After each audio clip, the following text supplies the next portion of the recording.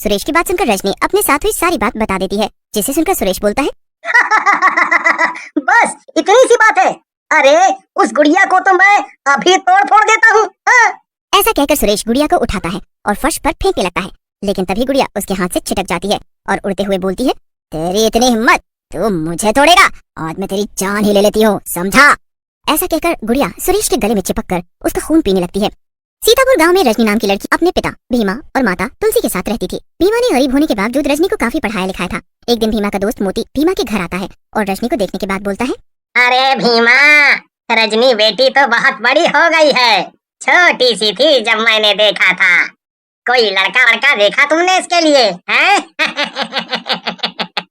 मोती की बात सुनकर रजनी शर्माते हुए बोलती है, आप भी ना चाचा जी। अरे चाचा जी, मुझे अभी शादी के लफड़े में पड़ना ही नहीं है। माताजी और पिताजी ने मुझे इतनी मुश्किलों से पढ़ाया है, मैं पहले नौकरी करूंगी फिर बाद में शादी करूंगी। रजनी की बात सुनकर तुलसी बोलती है, देख रहे हो भाई साहब, मैं इसी चीज से डरती हूँ। अरे अभी शादी नहीं करेगी तो कब करेगी? तुलसी की बात सुनकर मोती बोलता है, बहन जी, आप तो ऐसे ही परेशान हो रही हो। रजनी नए जमाने की लड़की है, अगर वो काम करना चाहती है तो उसे करने दो। मेरी जान पहचान है शहर में, अगर आप बोलो तो मैं इसे वहाँ लगवा देता हूँ। मोती की बात सुनकर रजनी खुश हो जाती है। थोड़ी देर में मोती वहाँ से चला जाता है और रजनी भीमा से बोलती है, पिताजी, मोती चाचा ने जिस नौकरी की बात की है वो मैं करना चाहती हूँ, मुझे शहर जाने दो ना। रजनी की बात सुनकर भीमा रजनी से कहता है, रजनी बेटी, तुम पहले कभी शहर नहीं गई, तुम वहाँ कैसे रहोगी? मुझे तो कुछ समझ नहीं आ रहा।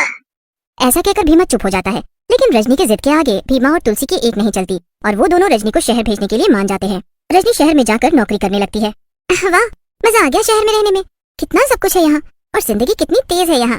एक शाम रजनी मॉल में काम कर रही होती है, तभी उसे लगता है कि कोई पीछे खड़ा है। रजनी पीछे पलटती है, लेकिन उसे वहाँ कोई नहीं दिखता। अरे पीछे तो कोई नहीं है, लेकिन फिर मुझे ऐसा क्यों लगा कि कोई पीछे खड़ा है। रजनी फिर से काम पर लग जाती है, तभी एक डॉल उसके सामने आकर गिरती है। रजनी डॉल को देखकर बोलती है, अरे ये गुड़िया यहाँ कैसे आ गई? ये तो दूसरे कोने पर थी, और हाय कितनी गंदी है ये। रजनी गुड़िया को उठाकर रैक में लगा देती है, लेकिन तभी गुड़िया की पलकें झपकती है। ये देखकर रजनी हैरान रह जाती है और डरते हुए बोलती है, ये गुड़िया तो पलकें झपका रही है, लेकिन ऐसा कैसे हो सकता है? कुछ भी समझ में नहीं आ रहा है। रजनी चुपचाप गुड़िया को रखकर वहाँ से चली जाती है और रात में अपने कमरे में जाकर सो जाती है। लेकिन रात में जैसे ही वो करवट लेती है, उसे किसी गद्देदार चीज का एहसास होता है। रजनी उठकर कमरे की लाइट जलाती है। ये वही गुड़िया है जो कि मॉल में थी, लेकिन ये यहाँ कहाँ से आ गई? तभी गुड़िया उठती है और रजनी के पास आकर बोलती है, रजनी, तुम मुझे बहुत अच्छी लगती हो, अब मैं तुम्हारे साथ ही रहूंगी। गुड़िया को ऐसे बोलते देख रजनी घबरा जाती है और डर के मारे बेहोश हो जाती है। अगली सुबह जब उसे होश आता है तो गुड़िया वहीं पड़ी होती है। रजनी गुड़िया को उठाकर कूड़ेदान में फेंक देती है और मॉल चली जाती है। उस मनहूस गुड़िया को कूड़ेदान में फेंक दिया, वो अब मेरा पीछा नहीं कर पाएगी। हाँ, लेकिन रजनी की खुशी ज्यादा देर नहीं टिक पाती। वो गुड़िया उसे मॉल के रैक में लगी हुई दिख जाती है। अरे ये यहाँ कैसे आ गई? मैंने तो इसे फेंक दिया था। मुझे कुछ भी समझ नहीं आ रहा। रजनी अपने साथ हुई सारी बातें अपने साथ काम करने वाले सुरेश को बताती है, जिसे सुनकर सुरेश कहता है, तुम भी ना रजनी, बिल्कुल फिल्मी बातें कर रही हो। भला ऐसा भी कहीं होता है? पीछा करने वाली गुड़िया, मुझे लगता है तुम्हें आराम करने की जरूरत है। ऐसा कहकर सुरेश वहाँ से चला जाता है। रजनी रात में अपने कमरे में सो रही होती है, तभी दरवाजे पर जोर से दस्तक होती है। अब इतनी रात को कौन आ गया? चैन नहीं है लोगों को रात में भी। रजनी दरवाजा खोलती है, लेकिन उसे कोई नहीं दिखता। लगता है कोई बदतमीज दरवाजा खटखटाकर भाग गया। तभी रजनी की नजर नीचे पड़ती है। नीचे वही गुड़िया खड़ी होती है और हंस रही होती है। क्या हुआ रजनी, डर गई क्या? मैं हूँ तुम्हारी दोस्त गुड़िया, मैं वापस आ गई। रजनी डर के जल्दी से दरवाजा बंद कर लेती है, लेकिन गुड़िया उसके बेड पर बैठी होती है और बोलती है, तुम कुछ भी कर लो रजनी, मैं तुम्हारा पीछा नहीं छोड़ने वाली। रजनी डरते डरते गुड़िया से पूछती है, तुम मेरे पीछे क्यों पड़ी हो? मैंने तुम्हारा क्या बिगाड़ा है? मुझे परेशान क्यों कर रही हो? रजनी की बात सुनकर गुड़िया कहती है, सब पता चलेगा, इतनी भी जल्दी क्या है? अब तो मैं तेरे साथ ही रहूंगी हमेशा, और हाँ, अगर ज्यादा तूने चालाक बनने की कोशिश की तो मैं तुझे मार डालूंगी। लेकिन तुम तो एक भूत हो, तुम कैसे रह सकती हो मेरे साथ? इंसान और भूत एक साथ नहीं रह सकते। देखो रजनी, अगर तुम्हें जिंदा रहना है तो तुम्हें मेरे साथ रहना ही होगा, और अगर नहीं तो मैं तुम्हें अभी मार देती हूँ, समझे? गुड़िया की बात सुनकर रजनी चुप हो जाती है और सो जाती है। अगली सुबह उसकी नींद खुलती है। वो गुड़िया उसके पास ही खड़ी होती है। तुम डरो मत रजनी, तुम जिंदा हो और तैयार हो जाओ, हमें ऑफिस भी जाना है। रजनी जल्दी से उठती है और मॉल जाने के लिए तैयार हो जाती है। मॉल में सुरेश रजनी से बोलता है, अरे रजनी, इतनी जल्दी आ गई, और ये गुड़िया कहाँ लेकर टहल रही हो? कल तक तो कह रही थी कितनी गंदी है ये।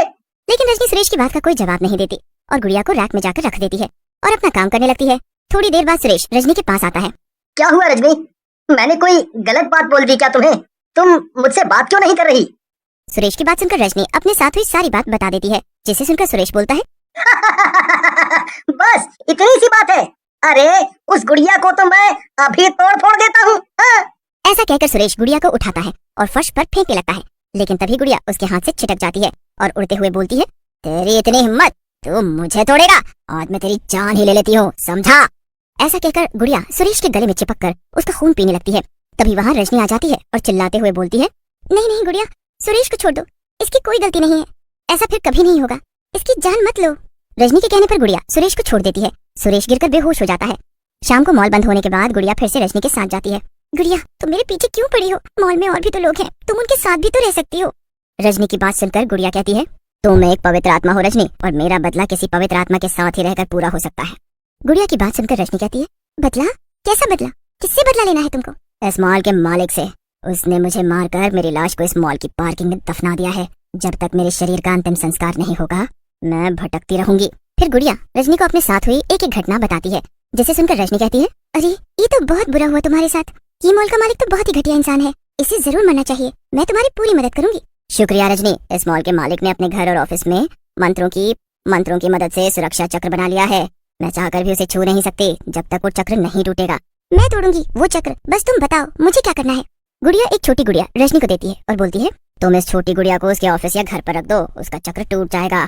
फिर रजनी अगले दिन मॉल के मालिक जोरावर के ऑफिस में छोटी गुड़िया को रखने के लिए जाती है, लेकिन जैसे ही वो ऑफिस के अंदर पैर रखती है, उसे एक जोर का झटका लगता है।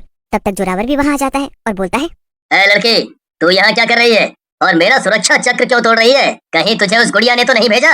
तभी वो गुड़िया वहाँ जाती है और बोलती है, जोरावर, इस बच्ची को मैंने ही यहाँ भेजा है ताकि तेरे बुरे कर्मों की सजा मैं तुझे दे सकूं। तेरा सुरक्षा चक्र टूट गया है, अब तू मरेगा। ऐसा कहकर गुड़िया जोरावर के गले से चिपककर खून पीने लगती है और थोड़ी ही देर में जोरावर को मार डालती है। मेरा बदला पूरा हुआ रजनी, पर अब मुझ पर आखिरी एहसान कर दो।